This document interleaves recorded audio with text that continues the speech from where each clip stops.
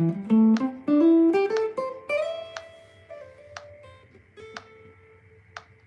morning. Good morning. I'm Jason Carey with Jason Carey Guitar, and here we go today. We are on the morning ritual for guitar growth. Good morning, Kevin.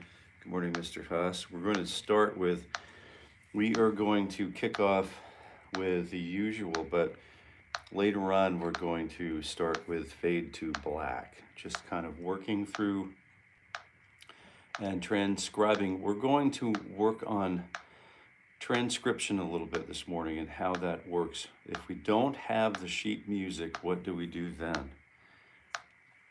If we don't have sheet music to guide us, by which to guide us, we will have the capacity to do it ourselves. Good morning, Anthony. Good morning. It's been quite a blur. It's been quite a blur as of late. And it's good to be here with you this morning. So we'll go ahead and start with, I'll go ahead and start with some breathing, and then I'm going to set an early morning intention. We'll just sort of set an intention for the practice here, for the ritual, the morning experience. And it's super easy. It's super simple. I'm just going to set one for myself that guides me through. I'm looking for continuity. One of the things I'm looking for is continuity of action. All right, so it's just getting here and getting to the point where I'm playing the guitar is just quite an effort sometimes, right? As you might know, and it can be a little bit of a challenge to get here every day. So what we're going to do is focus on just being thankful for being here, thankful for getting here, and we're starting with the tuning fork, which is what we normally do. Continuity can be a challenge, so we're thankful, but it could be anything that your personal, if you wanted to set an intention, it could be anything you'd like. I'm trying to keep it positive, keep a positive intention. Something positive for the self is good place to start. And A is still in tune.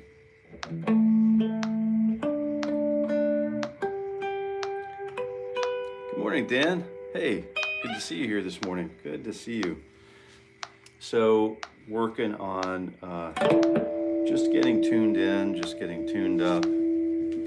I wonder if I can change the camera angle a little bit to try to improve things. A little bit of a glare coming in over here, so I wonder if I can put a flag over here maybe. Let's see if we can correct this by just moving an easy thing around. I think we've got it. Try to get the guitar so that we can see most of what's going on. If we need to change things up later on, we'll go ahead and kind of examine the pick hand. But for most of what we're starting with, this is going to be something that we're used to here. Good morning, Robbie. Good morning. So we're starting with 1 E and a 2 E and a T E and a 4, and I think we're in tune. High E strings a little out, maybe.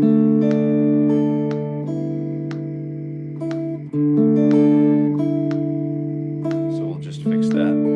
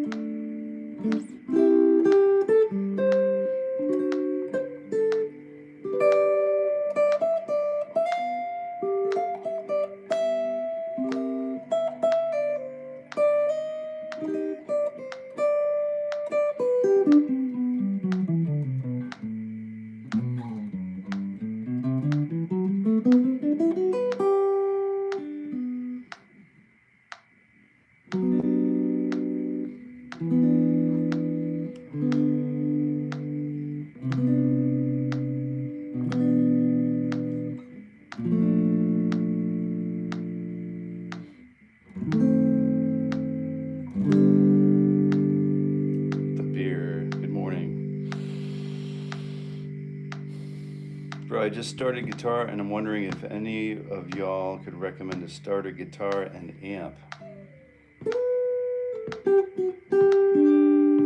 I'm sure that's going to be a really exciting discussion this morning. Good morning, Ohio. Is that close? Ohio.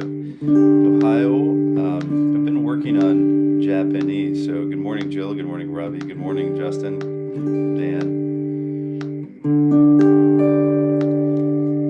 I'm not sure how. I'm really thanks, Robbie, because I'm not sure how it translates with the iPhone speaker, the iPhone microphone. So we're starting with 1E and a 2 and a TE and a 4 and 11 and 12 and fingers 3 and 4. We're starting right away. Good quality breath, followed by good quality posture, followed by good quality attitude, followed by good quality technique equals good quality guitar practitioner. 1E and a 2 and a TE. Here we go.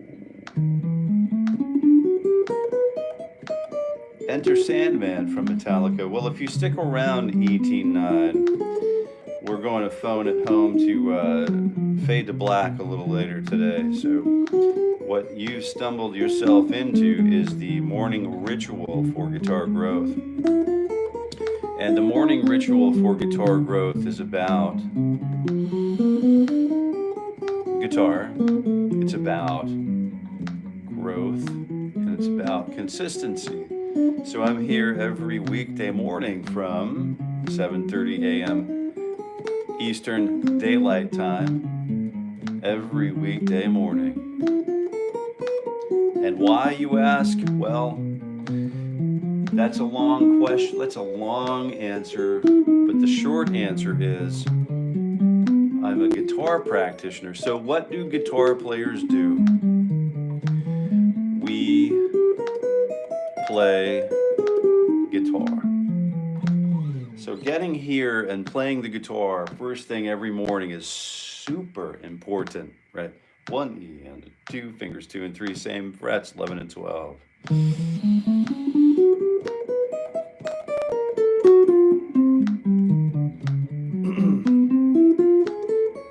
Hey, Bram. Good morning. Hello. We have a returning new viewer. Stan Durko. Squire makes great starters. That and coffee. Coffee. Marco, good morning. Mark, hey. Good morning. Friends. Happy time. 1 and a 2 and then you know what to do. Yeah, that's right. TJ, good morning. Right off the gate. It's like we're riding bulls this morning. Just getting flopped all over the place with these finger exercises. But fortunately, we have the skill to remain on the saddle. Or if there's maybe there's no saddle. And yeah, there's saddles in those bull riding situations, right? And we're using, just before we get moving on to fingers 1 and 2, we are using Mr. Metronome, and we've got it's good to have a few of these things laying around, but I have one that I use pretty much religiously, and I really like this one. This is an old one. You can see it's been like taped together and broken. You know, there's a little hockey tape on the bottom. You can see that. Pretty cool. Pretty nice. It's been there forever. A little packing tape, and then eventually you realize, oh shoot, I have to get the battery out. I've changed the battery in this thing one time since like 1997. I don't know, man. It's just, it's insane. The thing just keeps on going. Fingers 1 and 2, 60 beats per minute is what I was trying to get to. 60 beats per minute. And why? Because it's like what we do when we walk down the street on a really leisurely day and it's really cool, nice sunshiny, few kind of maybe stratocumulus clouds up there, nothing threatening for weather. Do you know what I mean? You're looking both sides of the street, kind of whistling maybe. It's that feel. 1E and 2, fingers 1 and 2, 11 and 12. I'm always practicing with headphones on the computer these days so I can just use a metronome online. If you can use a metronome online and you can use a computer, that's a good thing. What I've found is practicing with headphones is super practical for me. I enjoy practicing with headphones. I've just been exploring this head rush flex prime or whatever, prime flex, I don't know, whatever. It's sort of it's cool. It's a cool little piece of gear, and I'm about ready to do a review on it. You know, put my name up there with all of the other rock stars that do reviews on those kinds of things. This review isn't going to be like, you know, we're not going through, you know, every little function of the pedal. I'm not doing that. I won't be doing that because, you know, there's got to be something left for discovery. But if you're interested in buying one, I'm going to review the things that you would need to know if you're a real guitar player looking for a real tool to do real things. So we'll check it out. We'll cover all of that stuff. Fingers 3 and 4 on frets 10 and 12. Once again, we're doing the stretch. Welcome to the stretchy club. So 1 E and a 2, you know what to do.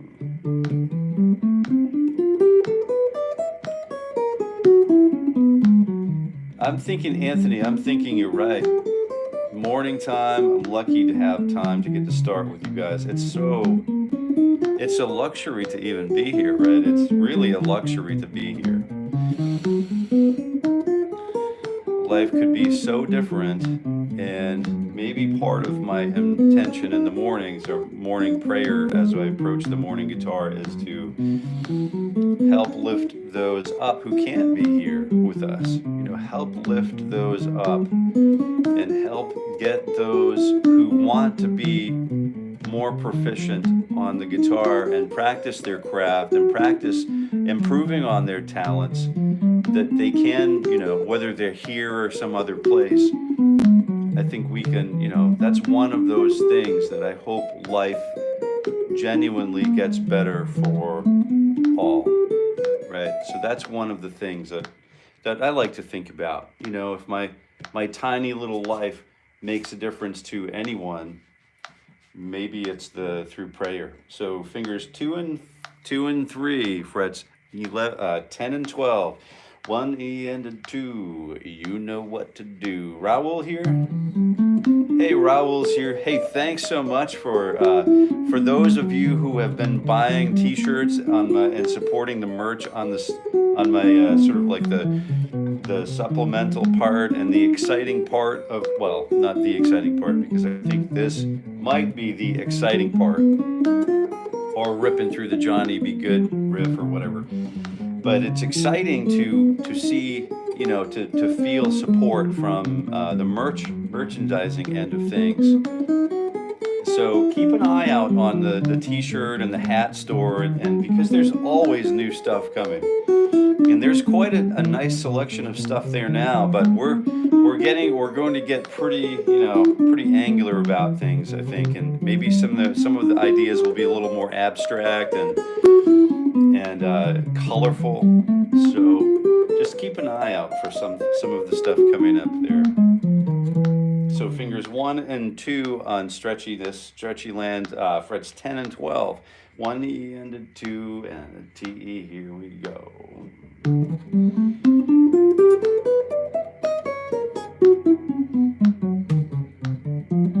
And I'm working for clean tones.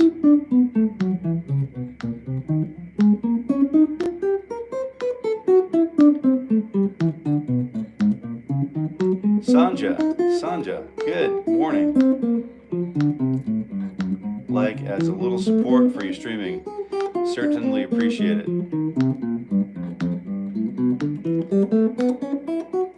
I'd love to do the, you know, kind of like do the bull racing.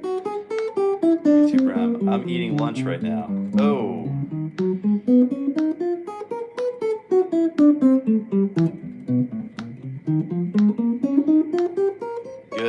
Good morning. Ohio, I'm working on it. I just started working on Duolingo, so I'm not sure if that's going to come. I just kind of set for 5 minutes a day, so that's just it's Japanese. I'm working on Japanese at the moment, so that'll take me a little bit of time to get to the point where we can have a little bit of discussion and recognize characters. But we have some friends from Japan that are just kind of like regularly showing up, so it's a thing for certain. On what guitar are you playing right now? On what guitar?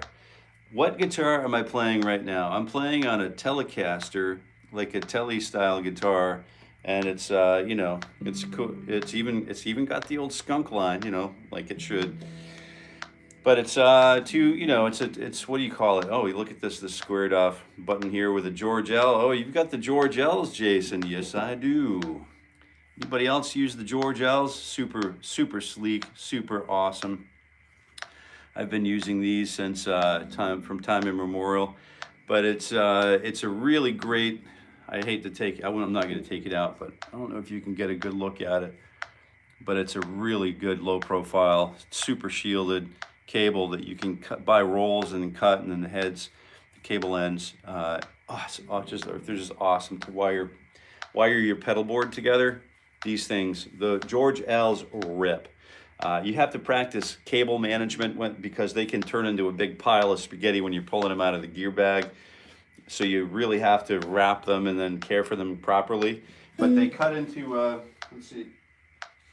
They cut into, the cool thing about these is they cut into little shorts like this, right? And I'm not sponsored by George L, you know, but it's really cool. And then you get the little, you know, the little bitty length between your cables, and then you can stack them up like this. So your pedals are like literally like this close together, and there's not really a better pedal board wire in my opinion. They're really cool. I really enjoy them. Many enjoy them. They're not marketed, you know, heavily, but those who know about them really go after them. Super clean, like the Mugami stuff. We haven't done any testing between the two. So if any of you wanted to do the testing between the George L's and the Mugami for clarity of tone, and, you know, transfer of information over data over copper, it'd be interesting. I'd love to hear about that. You know, I'm sure we'd all love to hear that comparison. So any of you are technically inclined to do that?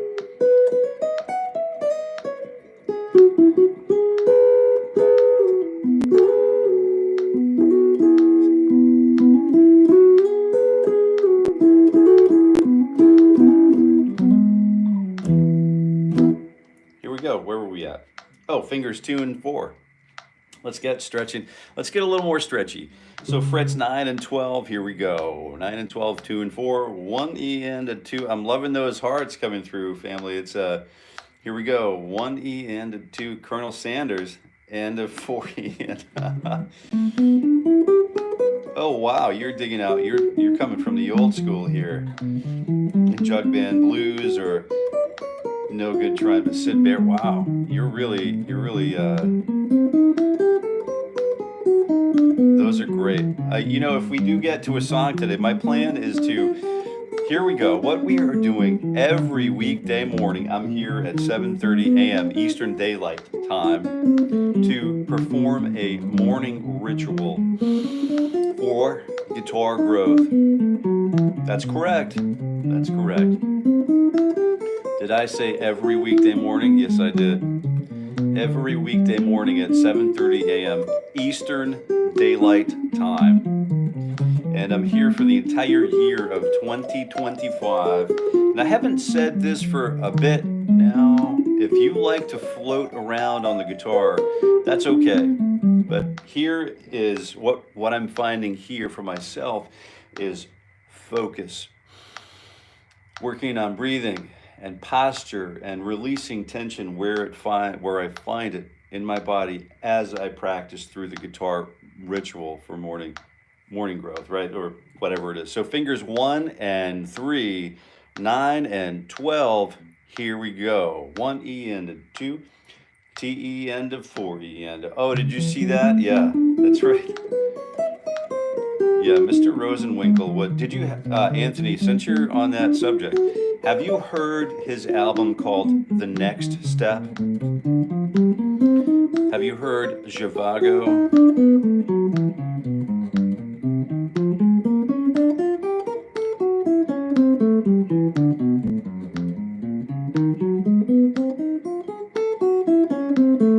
Acoustic, good, good. So we do like to have a multitude of techniques available here.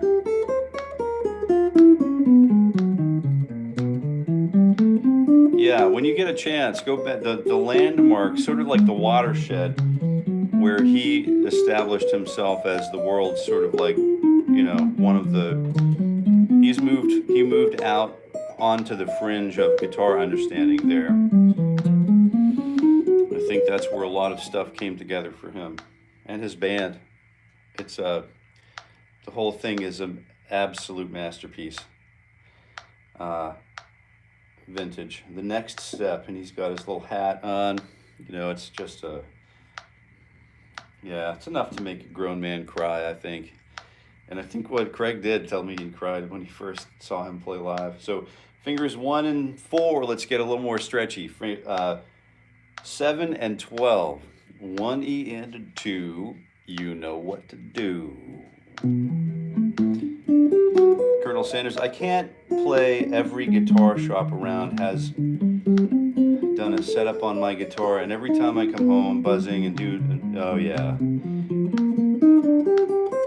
Oh, I understand. You know, I once had, let's talk about that, Colonel Sanders. Kurt Rosenwinkel. Anthony, the great Anthony Tortorello, named him in a previous post, like 2 posts back, right here in this live chat. You can get the spelling of Kurt Rosenwinkel. I would highly recommend, if you have not heard Mr. Rosenwinkel, I would highly recommend get your ears wrapped around for the next 3 months. Really memorize everything you can on that album called The Next Step. Just get it in the ears. Maybe don't try to play it right away, but just absorb what's going on. The entire record is just a complete wreck of everything that came before. You know, it's amazing record. You're gonna love it. 1 E and a 2, and he didn't pay me. His team didn't pay hardcore, and nobody paid me to say that. It's just, and you know what's going on here. So, if you like Kurt Rosenwinkel, check out Jonathan Kreisberg if you haven't. All right. All right, fingers 2 and 3 and 4 on 10, 11, and 12. 1 E and a 2 E and a T E and a 4, and only seen them live once with a big band, but that was wonderful. It's been a long time since I've played with a big band. It's been a long time. It's been a hot minute. And I remember I used to write for 21-piece bands, right? With, you know, full orchestration and horn solos and all of that stuff. And then I stopped. But it's worth if you can play in a big band. I would somewhere, you know, if somebody's still funding a big band somewhere or a volunteer community project, I would in a heartbeat sign up to play in any big band I could play in. If you get playing in a big band and you want some pointers about how to approach playing with a big band, sometimes you'll find some like veteran volunteer big bands, that kind of thing. You'll find volunteer big bands that go to play these, you know, really cool functions that, you know, high-level political figures show up at. And it's if you find yourself in that situation, if you want pointers, if you'd like to talk about that, I'd make myself available for that. Happily make myself available for that. So we're just getting ready to get back to fingers 1 and 2 and 3. Here we go. 1, 2, 3, 4. Here we go. 10, 11, and 12.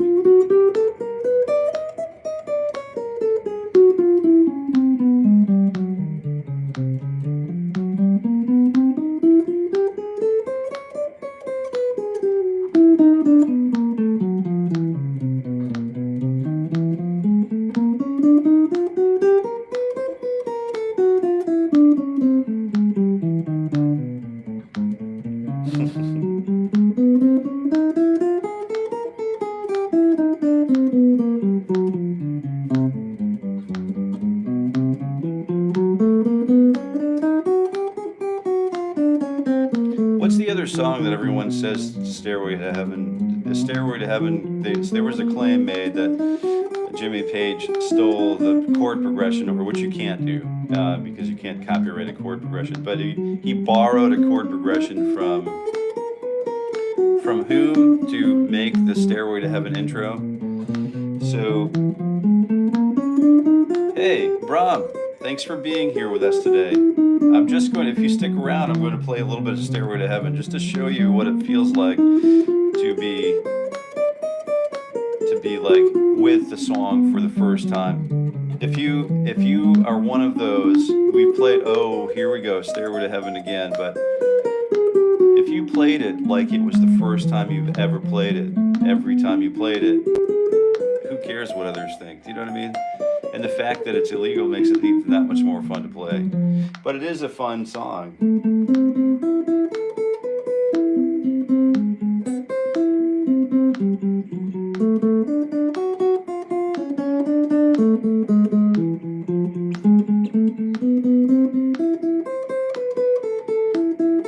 So there are ways that we can use those kinds of songs similar to nursery rhymes to expand our guitar potential. And we'll talk later about the prophecy of potential. But for now, let's go back to fingers 1 and 2 and 3 and 4.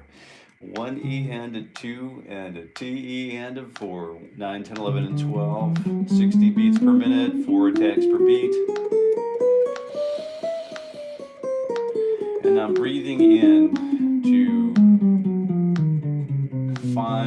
locate, and destroy any tension that I might be holding anywhere in my body.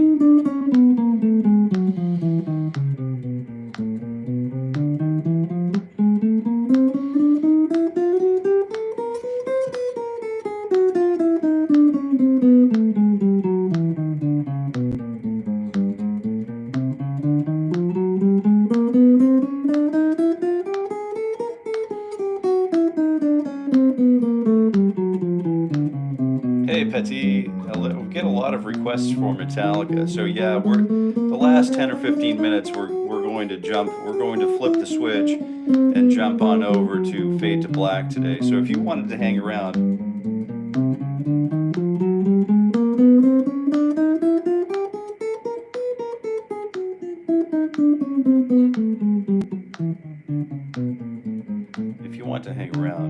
you might like what's coming up.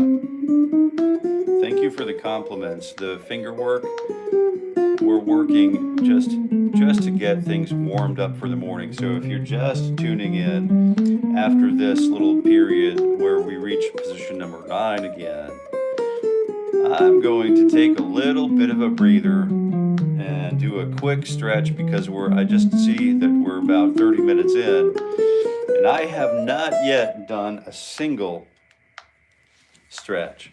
So here we go. I usually will work when I'm using the guitar in a tutorial session setting, like person to person. I'll be doing the writing. I flipped over to drawing on an iPad Pro, a decade ago or whenever they came available. But I'm getting back to writing on paper, right? So I like to tip my guitar an idea.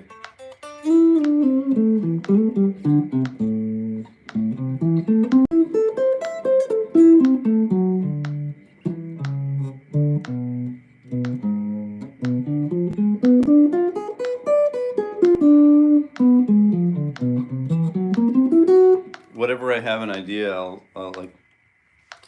Number one, I always record everything I do, whether it's on my phone using the Voice Memos app or whatever. I always record everything I do. And then if I have an idea, I'll write it down. I date stamp everything. I just released a workbook, a guitarist's workbook. So if you're interested in something like that, you can find it on Amazon.com. And it's Mr. Jason J or Jason John Carey. It's like the guitar workbook. And it's like got 100 pages in it. So you can just have these volumes. It's a journal, and I'm going to start using that as we start to proceed through this 2025. So I would put it here, open it up, I'd have my pencil in my ball cap or behind my ear, and then just ready to make the notes, draw out the chord, and then I'd come back to it, right? I'd use this guitar surface as a workbench. So that's typically how that works for me. And, you know, many others of my colleagues, right? So here's the straight arm. Here's a stretch that you will not regret. The stretch not to regret. It's 15 clicks here, and then we'll go ahead and do 15 clicks here. And it's a good idea maybe to count the clicks. 1 E and a 2 E and a T, 4 E and in groups of 4 or 3s, T E and a 4 E and a 1 and a 2 E and a T E and a 4, or 1 E and a 2, T E and a 4, 2 E and a 2, T E and a 4, T E and a 2, T E and a 4 E, and then 4 E and a 1, 4 E, and then we'll do 5 more. So we've got 4 bars for 16 clicks. That's cool. We've got this nice little stretch happening, which is going to make us feel like brand new guitar players when we come back to the guitar. You wait, you watch. If we're doing the stretch properly and we are breathing properly, when we readdress the fretboard, all of this stuff will come together. So I like to do these stretches where I sort of like push my arms back, rotate my wrists like this, so that any shoulder injuries that might be developing, we're going to be like eradicated. Do one of these. These are really good. And then rotate whatever rotation I can get. Pushing those fingers are actively stretching for the walls, or actively stretching away from my person. So that's good. Now we come back to the guitar, and everything that I did on my right lap, I'll do on the other lap, so that I don't keep looking in this direction. My legs are going this way, my body's going this way. I create torque and tension and workplace injury. So what I'm doing now is mitigating damage long term, hopefully, right? 1 E and a 2, T E and a 4 E and a. Uh-oh, why didn't I mention it earlier? Why haven't you mentioned? Oh, did I miss something? Beautiful fingers in chromaticism. Star Wars King, good morning, Star Wars King, yeah. Oh, the workbook. Yeah, I don't like to just mention things for the sake. We've got assets like for here, like all across the state. You know, we've been a sporty family for a long time, multiple generations. So we have like canoes everywhere, like all of these lakes in the northern part of the state. We have canoes everywhere that, you know, only we know the location, but they're already set. We've already lugged them in miles and miles into these remote situations, and then you'd never find these things. But we have assets everywhere. Do you know what I mean? And that's the trick, is to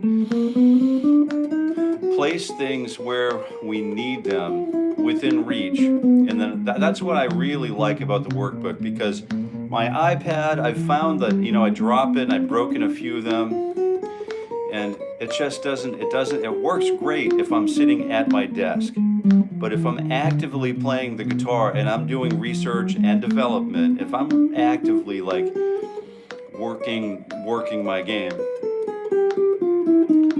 and I just go back, I revert back into my old teacher mode, and I like to put the guitar down, use it as a workbench. I'll keep the, you know, you can see, I'll show you my situation right now, how I've got my situation. Let me show you what's going on. I would typically keep the workbook right here, and that way whenever it comes down, everything comes down, and I can use everything right here. It's all, and then I reach up for my pencil.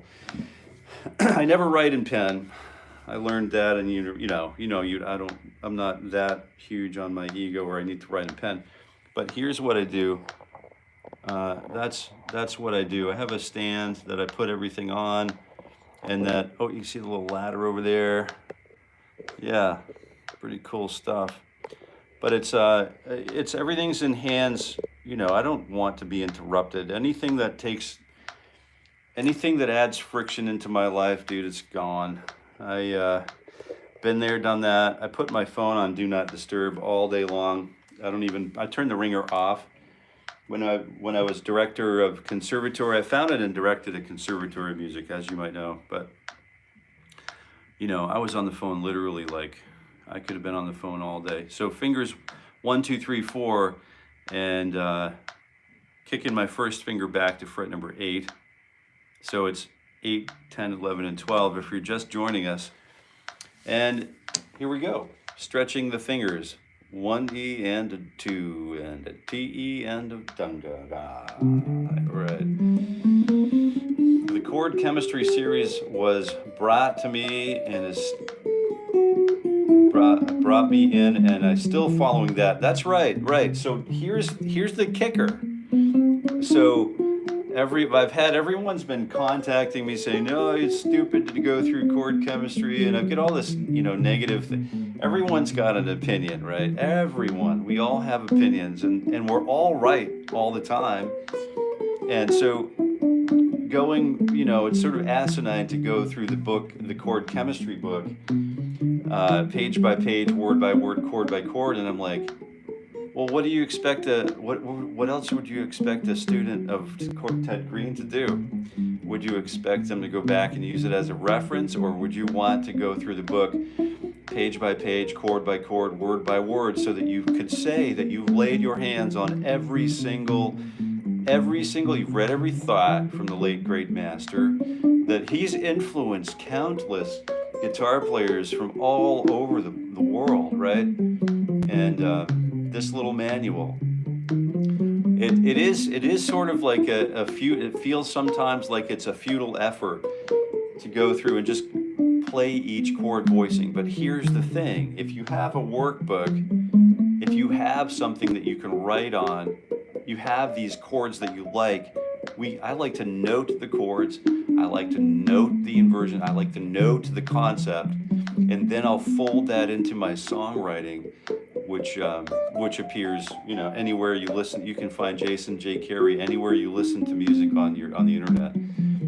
That's another thing I don't advertise enough. And once you have the widget, if you don't advertise the widget, it could be the best widget on the planet, could save humanity. But if you don't make it known, people don't see it, they don't hear it, they don't experience it. So there's a little bit of, you know, it's important. My phone is resting on page 31 at the moment. Let's go. Cool, Raul. Whoa, me too, DJ. Oh, yeah.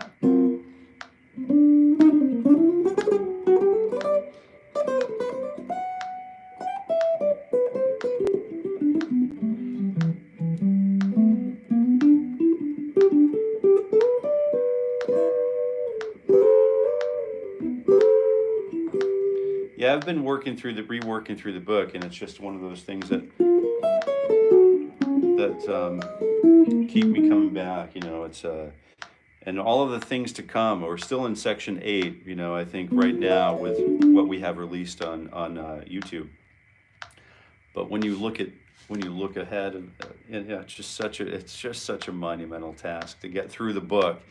And most of us will get turned off by page 11 and never come back to it. And I'm thinking, man, why has nobody helped this book out? You know, I mean, people do help it out. Don't get me wrong. I'm not doing anything that people haven't already done. But I want to help myself literally get through the entire book. And I thought, what better way than to do a series and get following the mind and the inner workings of Ted Green himself. And it's a really intimate situation for me to go through and share with you. So I definitely am enjoying every single step of the way. 1 E and a 2 fingers. 1. You know what I'm doing. 1, 2. Here we go. Modern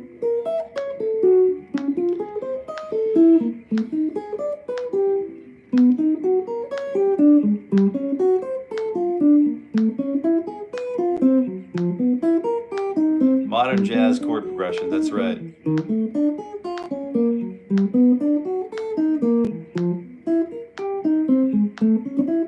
Hey, Mostly Crazy, what's going on, man? How you been?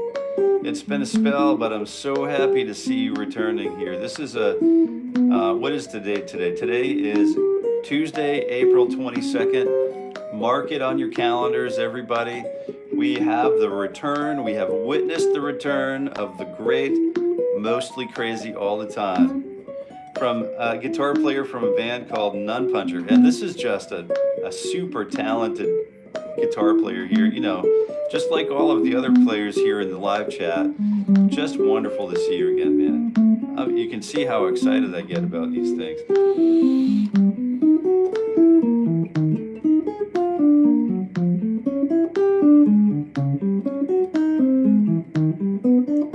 Very cool. Raul, I've learned reading notes through this books, right? I had to do it in order to play the stuff. I like the way John Schofield plays. Oh, right. Yeah, you're hearing where this stuff is going, right? I'm glad you mentioned Mr. Schofield. Right. Here's some great Schofield playing. I don't know if you've heard the record Herbie Hancock. Raise your hand if you've heard Herbie Hancock's The New Standard album. Raise your hand if you've heard Herbie Hancock, The New Standard.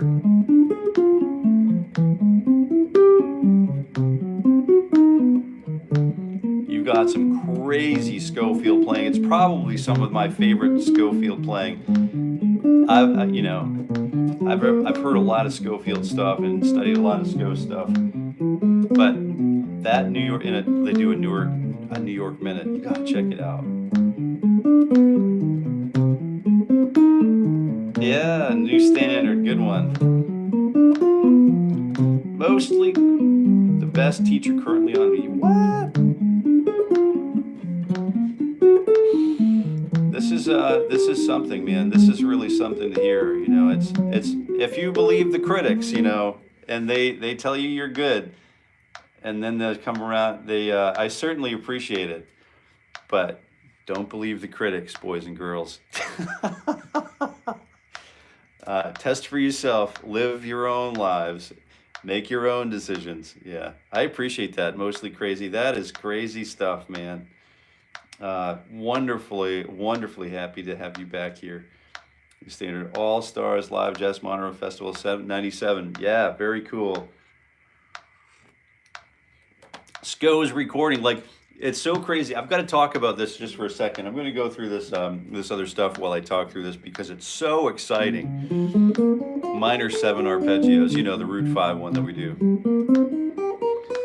But it's really crazy because you can tell, like, on the recording that they're literally listening to each other. Like, they're listening to each other, transcribing each other's solos in their heads in real time. Because when there's a horn solo that stops, and then Sco picks up his solo, but he's quoting like where he would have been going if he had finished his sax solo. And they all do that to each other for this whole record. They do Norwegian Wood, they do all kinds of crazy. I think there's an All Apologies, maybe there's a Nirvana tune in there. But the first track that in a New York Minute is just a banger. So yeah, if you've heard it, you know what I'm talking about. If you haven't heard it, and Dijonette just is on like wham, and then full on first beat, rah, they're right on just full bore, like 7,200 RPMs. Do you know what I mean? And thank God they've got a rotary engine where they can maintain that tempo and that rigidity the whole time. But it's super cool, and I get excited about that stuff. It's like pouring gas on fire. Jeez. You know what we're doing now? We're going to talk a little bit about Yeah, is it Brecker? Yeah, Holland. I mean, how do you get Dave Holland? I mean, how do you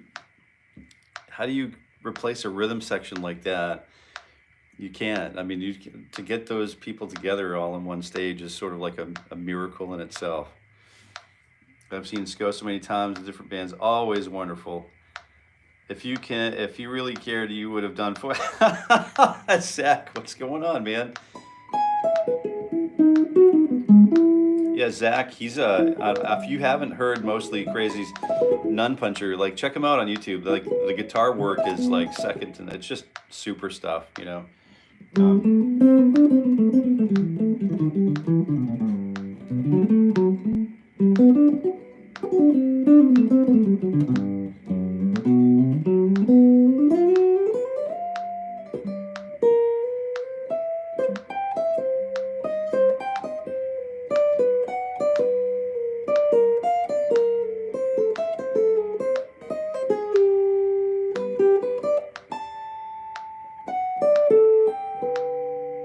So we're working on, what are we doing? We talked about spending some, he's super talented. Man, he's super talented. All right, like everybody else here, it's just, it's a rare talent pool that just shows up for these situations, you know. I wanted to turn the metronome off, so I don't do this often. All right, Mark, have a good morning, and we hope that you have a wonderful day. We are starting to just review, and we're working a little bit on transcription, because part of warming up is warming up to the ability, developing the ability to transcribe for ourselves. So we don't need to rely on people like me or your magazines or your, you know, you go pay a tutor, like, you know, you pay $60 an hour for, you know, sit there and watch me transcribe a song. Maybe, you know, or maybe more, right? Depending on the situation. But it's a skill that, you know, many of you probably already have. But if you don't already have it, I'm going to show you how I do it right here. And just stick around. We're going to spend the last 10 or 12 minutes, probably 10 minutes. We'll do the last 2 minutes in closing to give you some opportunities to ask a couple questions if you'd like, if you're sticking around.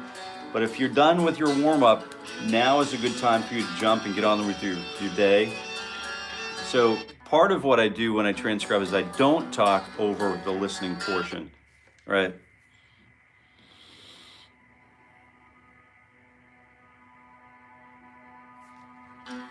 There's a horn section there. So I know right away that if I had a volume pedal, that I can use the root and fifth on the B and, you know, the B and the F sharp here.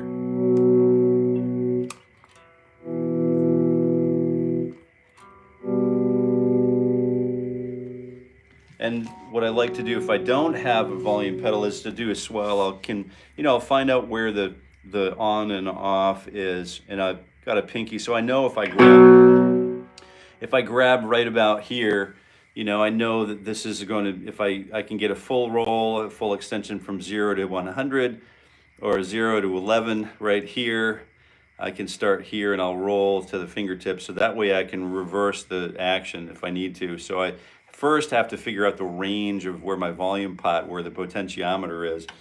And that's usually starting right there on the fold of the pinky right here. All right, and then I'll roll, and then you can see I still have a significant amount of controllability. And I only use these pots. I don't know these, I can't stand like Gibson's little smooth buttons that they ship with their guitars. Like you can see, I've got another Gibson here. I took those smooth knobs off there and just put something that actually works on the guitar. I don't know what, it just doesn't work for me. Like my fingers are too fat or too greasy. I don't know what it is, but I can never roll them right, and they always slip. And so I always use the, you know, this kind of a button or knob. You can see it's got the little, you know what I'm talking about. So here's the first piece. So I figured out that there are some strings doing the root and fifth, pedaling along.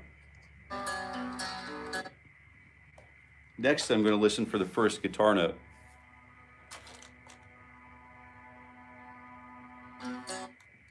And then I got 2 guitar notes. So now, boo-da, I'm going to sing them, boo-da, to confirm them in what is known as the tonal memory. You know about the tonal memory.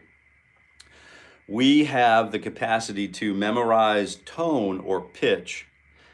So a lot of us never would need to know that, right? We would never need to know that, but the producers at NBC, or anyone doing jingle work, we all know how important pitch is and how it influences us, like similar to how color would influence us, or shapes or design. Like pitch has a lot to do with what we're doing. So being able to sing and confirm the 2 notes is pretty important to begin with. So I have the root, the B minor, and the 5th of the B minor. I might not even know it's a B minor yet, but let's listen for the 3rd note.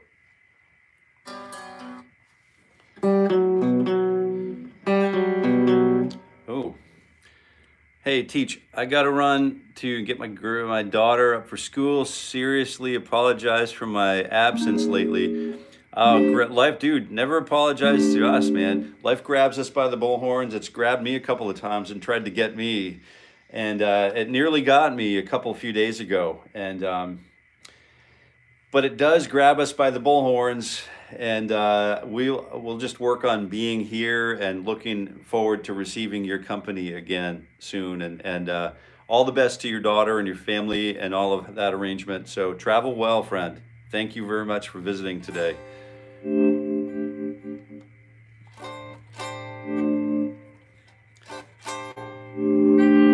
Oh, it's similar. So we need to talk about intervallic ear training. You might spend, I know I've spent like probably a solid 3 months for a few hours a day at a piano plunking out intervals.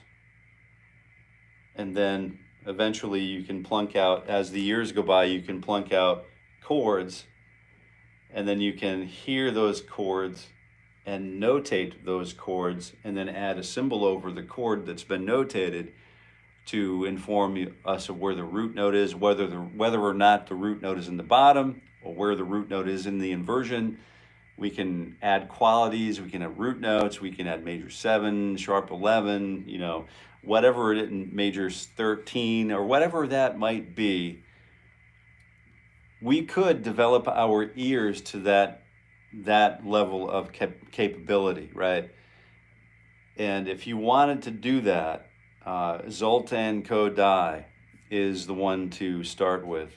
Let Us Sing Correctly is a good book. It's a good basic black and white book. You can plunk away at your MIDI keyboard, or if you have a little standalone, a studio piano.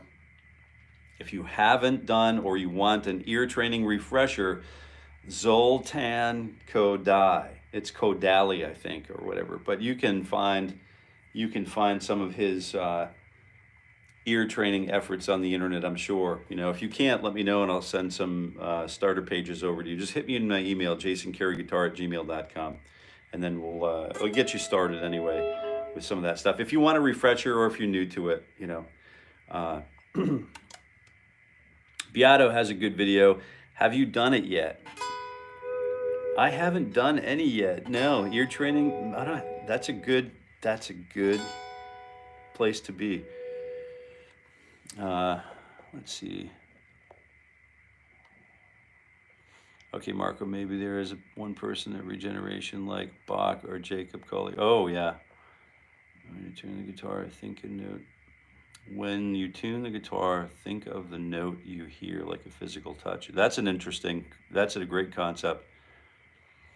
Online interval training for free, that's right. Yes, they're like little bing, bing. I remember those.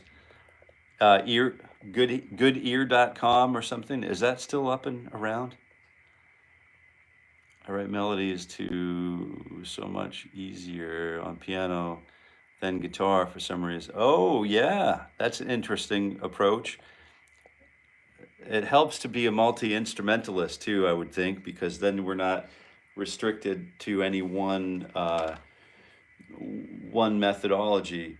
or limited by the range of an instrument, because an instrument might have a limited range or limited playability. And then, yeah, good to hear. Great discussions. Sorry to get off track on. Yeah, no problem. It's good. It's worth talking about ear training before we start. And then this is an investigation into the origins of ear training. So, you don't have to have any ear training skill in order to hear a note and then find it on the guitar. Hear another note, find it on the guitar. Place the two notes together, and through the additive process, find another note. Place it on the guitar. And then before you know it, we have the entire phrase. So we have the root, the fifth, the flat sixth, but we can easily hear that the notes are all ringing one on top of the next.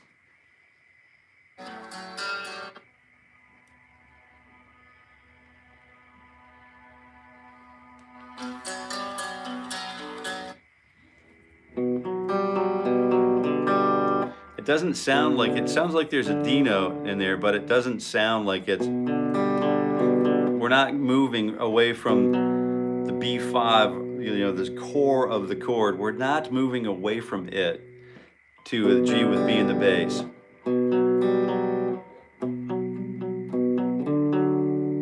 We are using still B minor, but with the third in the bass, the flathead 3 in the bass. So we're using 2, 4, open G, back to the 4th fret on the D, and then back to the place from whence we came. So we have this really cool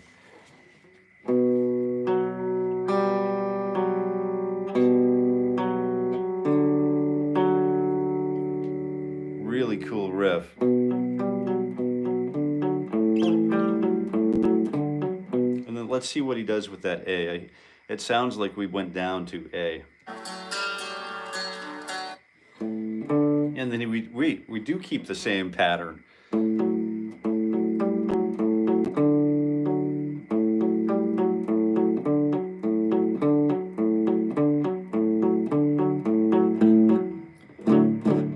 So it's the D major pattern that we continually make reference to. Even though we're using the B root note and the A root note, we're still making reference, solid reference, to the D major triad, which happens to be the parent major key of this song. Let's see what else comes up.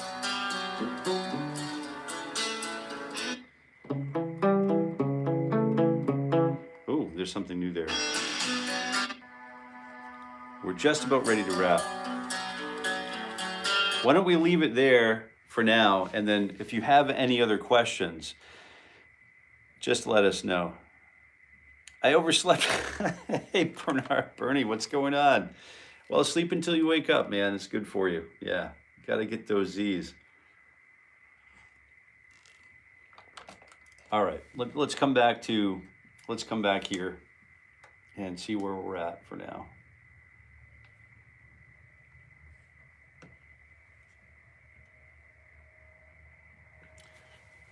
And I know we're getting ready to jump for today. Have a great day, everybody, until tomorrow. And we are here at the end of today. Today is like episode 81 or something like that. And it's April 22nd. And we're nearing, we're getting better and better at being here and doing our guitar ritual, from morning ritual for guitar growth. And we're not even halfway through this situation yet. So I'm experiencing a tremendous amount of growth and benefit from being here with you all. So thank you again. I'll be here again tomorrow at 7:30 a.m. Eastern Daylight Time. And until we meet again, I wish you all, hey Sky, good morning. I wish you all happy picking. All right, we'll see you again soon. Tomorrow morning. Bye now.